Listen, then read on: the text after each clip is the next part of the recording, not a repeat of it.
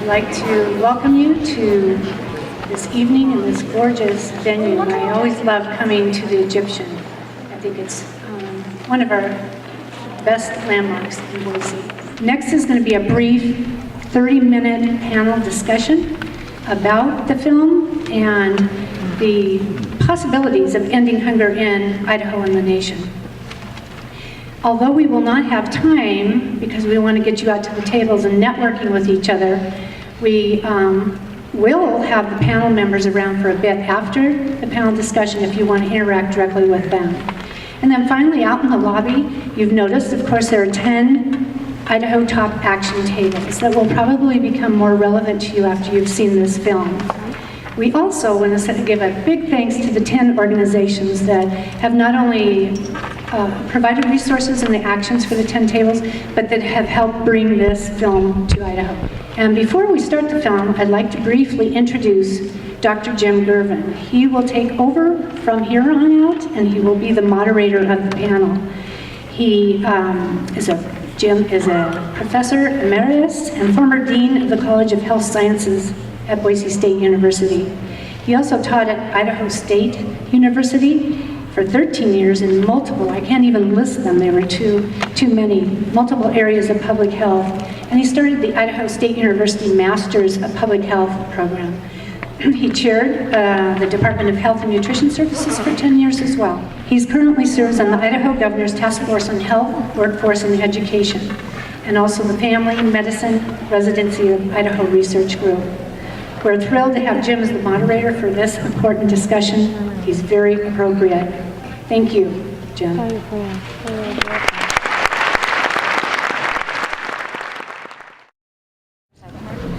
Okay, good evening again. I'm Jim Gervin, and I'm the moderator. Just a couple of comments. First of all, I think definitely that's that film, powerful message. I don't know about you, I go through a few emotions watching that film. Sometimes anger, sometimes just disappointment at kind of some of our policies and so on. I think we get wrapped up in our own world a lot of times, and sometimes we also get tired of hearing negative news about people that are impacted and so on, but these are real people. And so when I first saw this movie, it reminded me of, I'm an amateur photographer, and I capital A on the amateur here, but at any rate, when I get a new lens for my camera, it takes me a while to utilize that lens effectively. I think something like this can serve as a lens for us to kind of refocus and so on, a catalyst that helps us consider ways to address our food insecurity and hunger. I'd have to say also, personally, problems, because I'm a public health professional and happen to be of the Christian faith, I think it's unconscionable for our nation to have this situation. Before introducing our panelists, I'd like to share a few facts about Idaho. Like Rosie in the film, 23% of our children in Idaho live below the poverty line. For those children under 5, it's 35.7%, which ranges by county. You can guess, only 7% of the kids under 5 in Blaine County live under poverty, but it's 77% in Lewis and Lemhi counties. Ada County has 27%, Canyon County 46%, and Owyhee County 58%. As of February of this year, Idaho's median annual salary, that's the point at which people make more, half the people make more, half the people make less, was $23,192 for full and part-time workers. That was 50th in the United States, according to the U.S. Census Bureau. Only 33% of the jobs in Idaho pay a living wage, which is defined by the Census Bureau as having an income of $39,000 a year for a family of 4. 45% of Idaho students qualify for free and reduced school lunch. So when we hear statistics like this, we might say this documentary could have been filmed here. We're going to take a few minutes to discuss hunger and food insecurity in Idaho and around the nation with our panel members.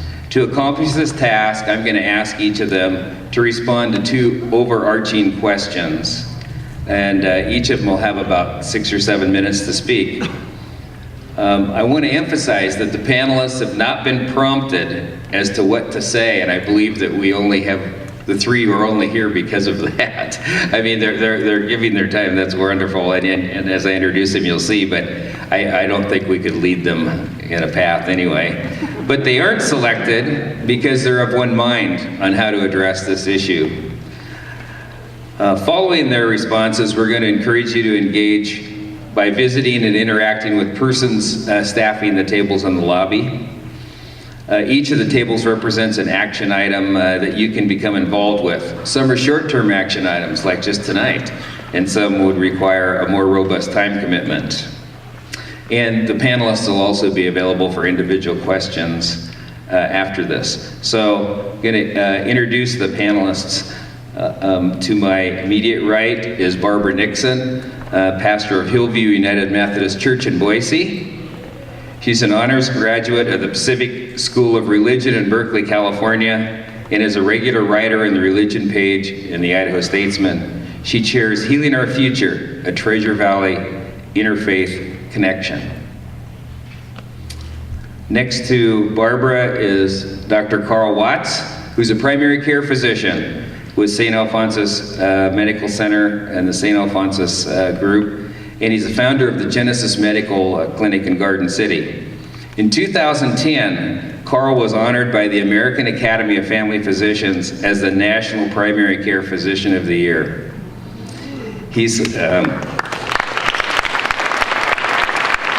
led multiple mission teams to Kenya, India, Haiti, Honduras, Guatemala, and the Philippines.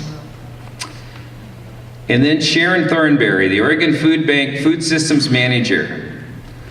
Sharon wrote a chapter in the book version of A Place at the Table. She serves on the board of Bread for the World Institute, and was a 2009 recipient of the Billy Odegaard Public Health Genius Award from the Community Health Partnership of Oregon. She's worked in community food systems and anti-hunger work since 1986. So, here are the questions, and there's just a couple questions that are linked. In the film, it was listed that in the 60s there was a huge push to end childhood hunger that resulted in free breakfast and lunch programs, senior meal programs, and the expansion of food stamps. As a result, by the late 70s, hunger was reduced significantly. This is for all 3 of you, based on what you know about our country's relationship with food security, even though the goal may be laudable, is ending food insecurity and hunger possible? And what action steps would you recommend to significantly reduce food insecurity or to end hunger as we know it today in Idaho and the U.S.? We'll start with Barbara. Thank you. Hello? Hello? Oh, okay, we're good. This is the second time I've had a chance to see this film. And I also have mixed emotions both times I watched this. It does make you mad, doesn't it? It also made me sad, but I have to confess, it also gives me a little bit of hope in answer to this question about whether or not we can, again, end hunger in this country. What is needed from faith-based communities, I think, is in some ways a shift in our focus. We cannot stop offering direct assistance. I think we know that. We can't stop filling in the gap. In the film, they say this has become chronic. It's not emergency food, it's chronic need that we're addressing. Churches and other faith communities are not only good at this, they are absolutely critical in meeting those kinds of needs right now. And we have been so busy doing this, so consumed with this endeavor, and the need has grown so much, as the film points out, that it's absorbed really much of our energy. And yet we have to continue that good work while shifting our focus to address systemic problems. And when we talk about systemic problems, we're really to a great extent talking about the kinds of government concerns that are raised in this film. We have to, while we are feeding people, advocate for the protection of programs, for the restoration of programs that fill in the gaps and that provide this absolutely necessary safety net. But really, we have to dig even deeper than this. We have to look at all the traps that keep people hungry. We saw some of them in the film: education, minimum wage, lack of jobs, homelessness, and I want to add things like payday loans. All of these kinds of things contribute to keeping people down and hungry. Poverty in general is the problem at the base of all of this, and we do have to better understand the issues in order to address them.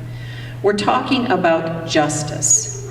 We're talking about deconstructing what has happened in the last dozen or so years in order to construct something new, and it may not look exactly like what happened in the 70s, but we did do it once. It seems possible we can do that again. If my church is at all typical, and I believe it is in regards to all of this, this is not new. We understand completely that we can't just keep feeding people. We also understand we can't stop feeding people, but that we have to educate ourselves, and we have to start figuring out how to organize really energetically and effectively around these concerns. At my congregation, we're learning how to do email networks when legislation comes up, and do letter writing Sundays at church. My denomination here in Oregon and Idaho spent the whole month of April not just collecting food, but also trying to do that kind of education of ourselves so we could understand better how to do this. Churches and faith organizations have addressed justice issues before in the past, but so much of our attention has gone, as I said before, to just keeping people fed, that we are not so good right now. It's a little bit daunting to figure out how to help put policies in place rather than only put potatoes on plates. I do have a suggestion in regards to this. In watching the film the second time tonight, I realized that it's pretty tough to talk about government policy without getting into politics. And yet, if we as people who care deeply about this can do all we can to depoliticize the way we talk about these issues, it's going to help. Because we are so polarized right now that I don't want this to be yet one more political football. We have to do our best, I think, then, to try to talk about this and educate people about this with as little demonizing rhetoric as possible. I think that would be important if you're understanding what I mean.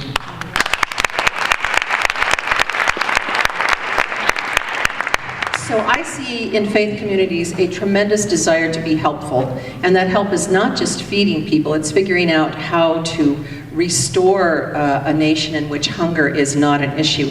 And that honestly gives me hope. And I think the other thing I would mention about how this happens is collaboration, where faith communities not only get together with each other, as we do so often to feed people, but that we work with all the organizations that surround us in our state and in our nation to address this issue, so that we can multiply our efforts exponentially. I think we're all tired, but get yourselves connected a little bit more, and we feel ourselves energized by one another to do this necessary work. So I have to answer the big question with a cautious, yes, we can do this, I do believe.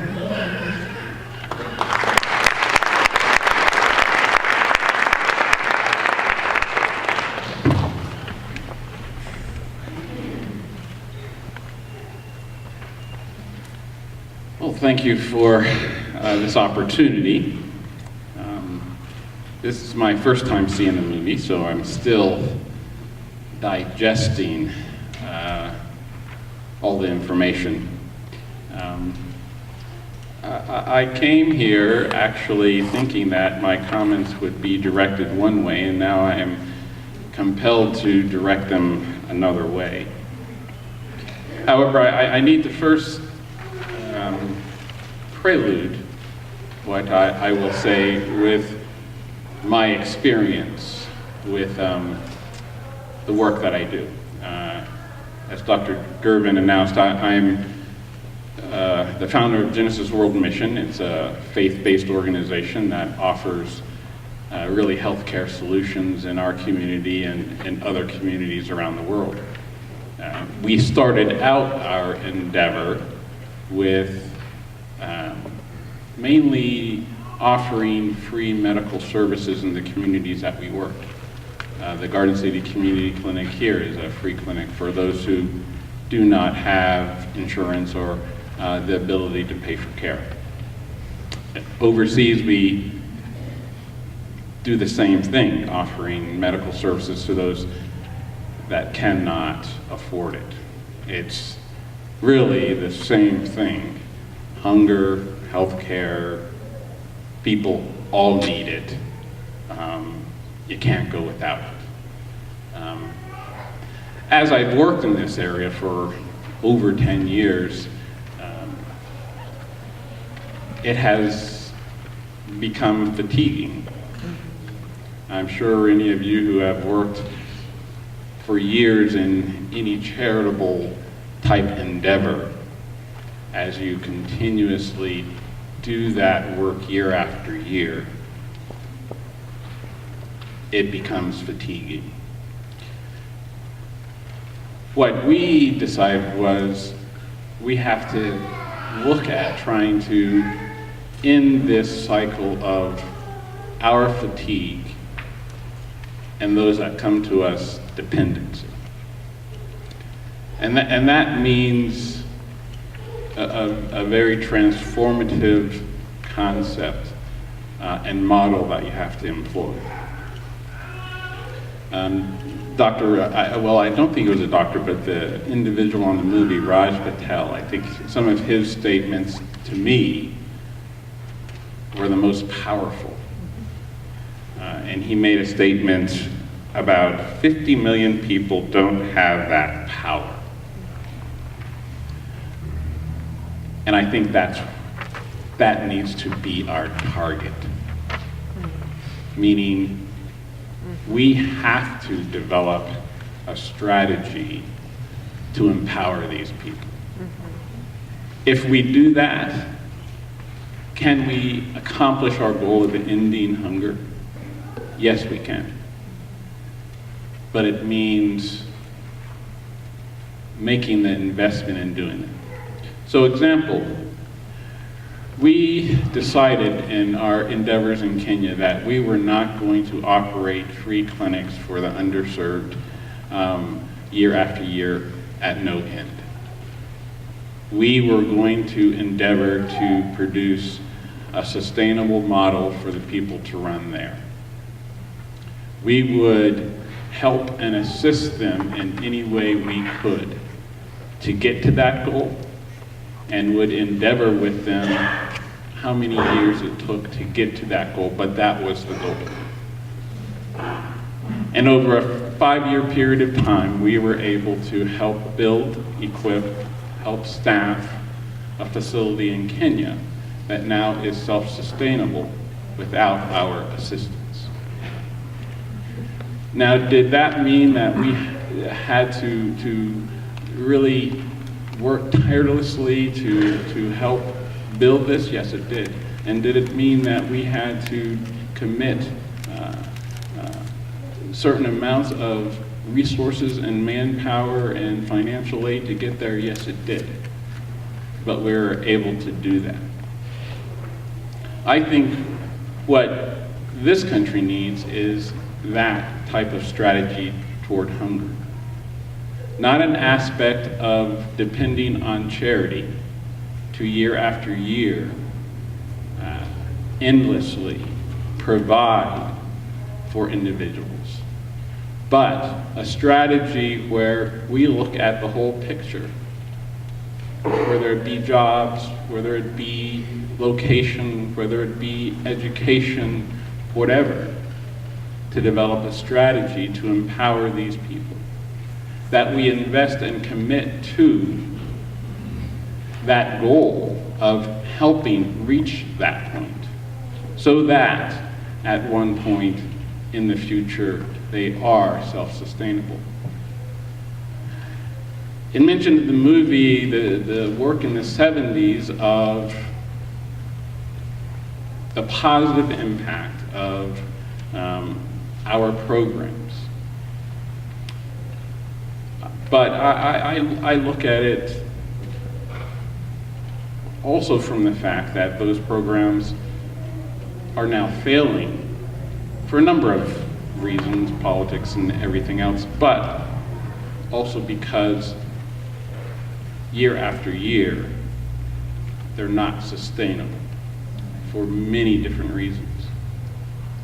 So we have to deconstruct, I like that term, deconstruct what we are currently doing and reconstruct it under a new model, committing to the resources and manpower and finances to employ that model. And then I think then we will be able to really applaud the goal.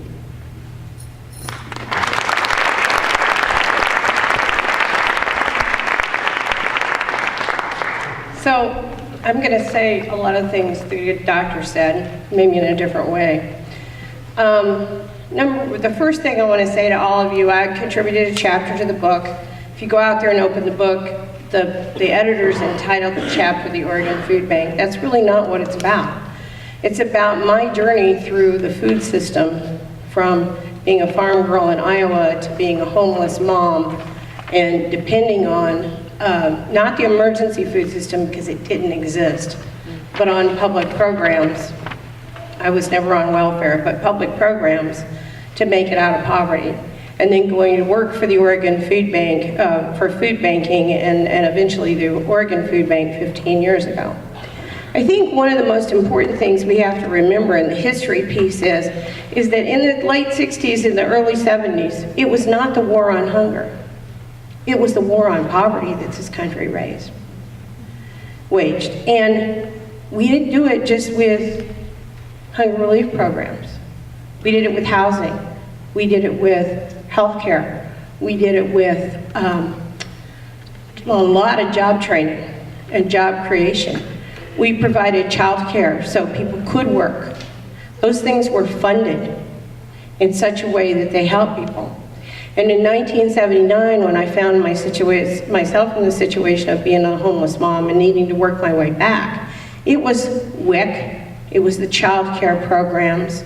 Those were the things that helped me make my way back. I didn't get food stamps. I got food stamps for 6 months, and food pantries didn't exist then. And the reason I only got food stamps for 6 months was I was working for a grocery chain, and the manager of the store told me that if he saw me spending food stamps, I'd lose my job. But I also had a union wage job, which meant I had a steady progression. I had health care that was paid for by my employer, and I was able to progress along. We don't do that now.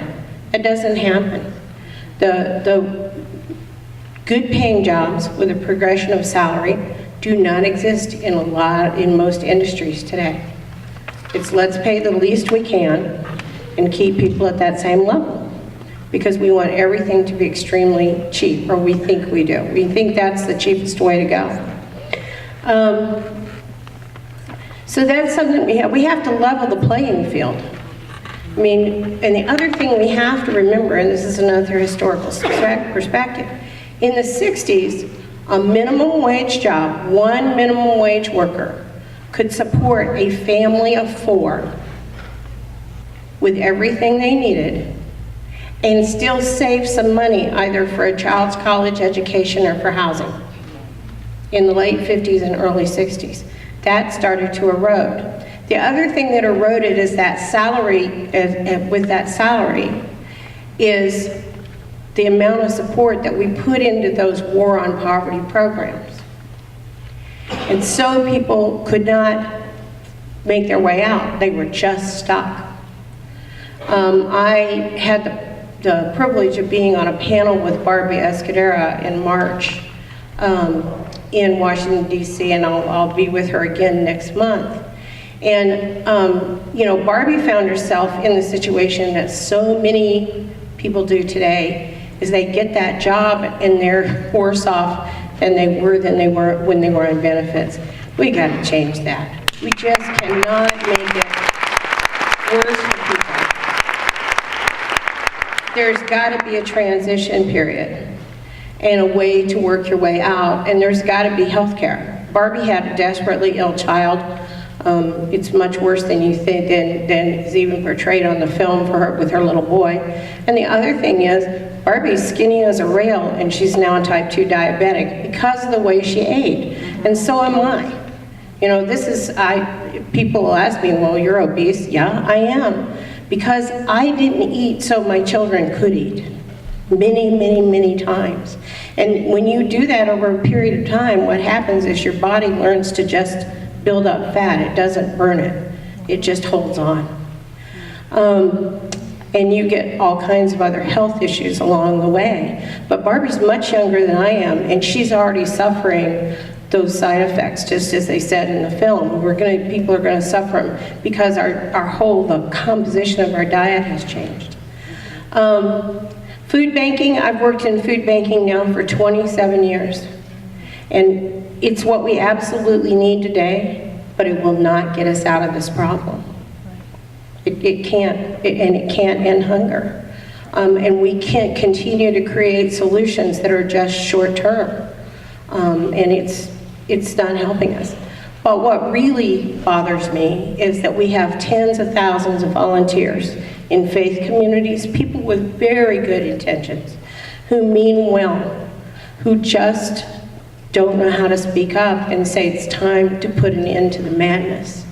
And if that many people could speak up in as apolitical a way as possible, to say it's just time to stop and find another way, we could make a change, because those food pantries are all over this country. And what struck me in March when I was in DC was I had folks from Islamic Community Center in one of the towns on the East Coast saying to me, we need to start food pantries, how do we do it?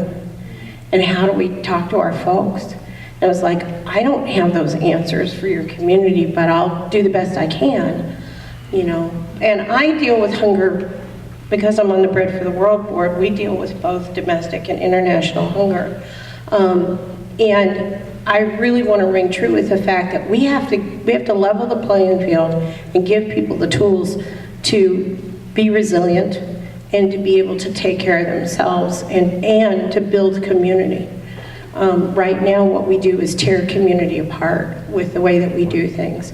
And we alienate and marginalize people that are low income. And we have to bring them back into the community. You know, it does not build community when I, as a low-income mom, have to stand in a line to get food and have it handed to me.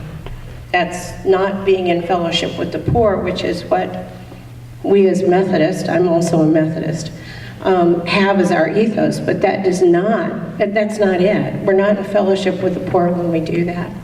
So I would strongly suggest that you think about this, think about what you can do, and think about speaking up and thinking about how to get involved. Thank you.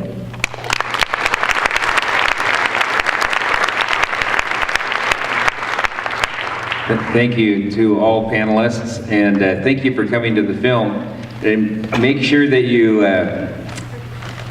take an opportunity to visit the tables that are outside in the lobby. Some of the books are available there. You can take a food stamp challenge, volunteer at summer after-school meal sites, sign up, and so on and so forth. But thank you for coming, and thank you again to our panelists. And they'll be here for questions if If you have any, you can come on up. Thanks again.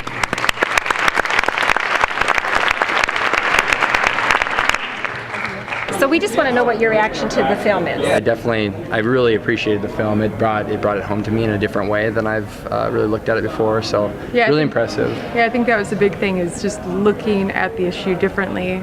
I'd say I had a mix of emotions. It's you really feel for those people. That little girl, Rosie, was just breaks your heart. So often people hear statistics, they hear about this issue, yet they don't believe it, or they say, no, it's not really like that, because they maybe don't know someone or maybe didn't experience it themselves. My reaction was fury. It just makes me so angry. There is no reason, there is no excuse that we can't solve this problem, that we can't treat people like human beings. Well, I think we were shocked by the statistics. Well, yeah, I was a little, not so much shocked, but it was an eye-opener for me. I mean, it was definitely emotional.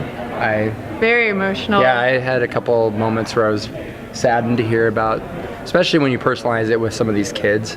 I'm really involved with hunger, but I'm still devastated by the effects of hunger on America's children and our unwillingness as a country to deal with these issues. I knew there was a problem, but I didn't know how bad it really was, and that this country has gone really steadily downhill in its support for people that are not able to feed themselves.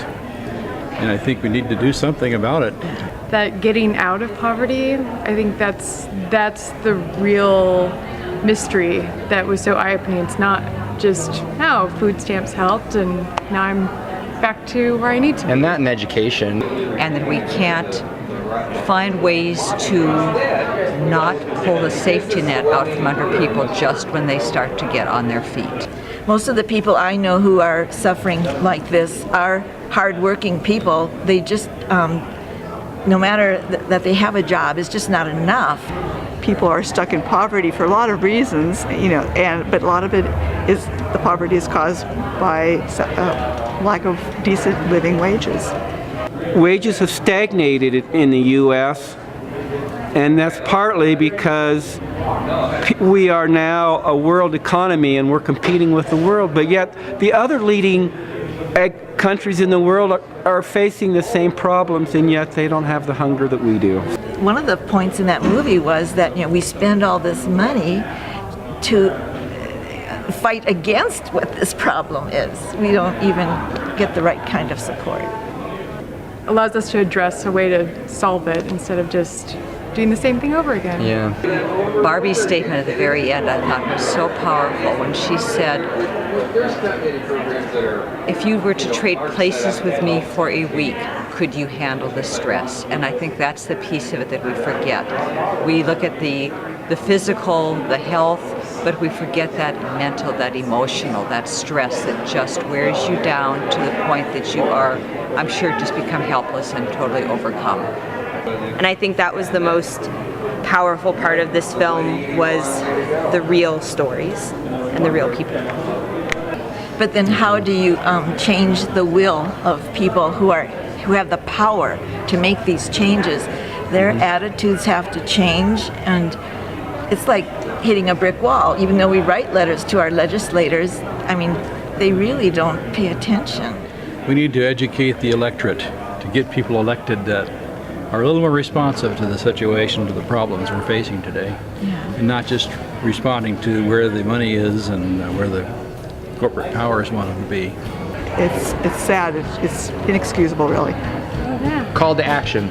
Yes. Yeah.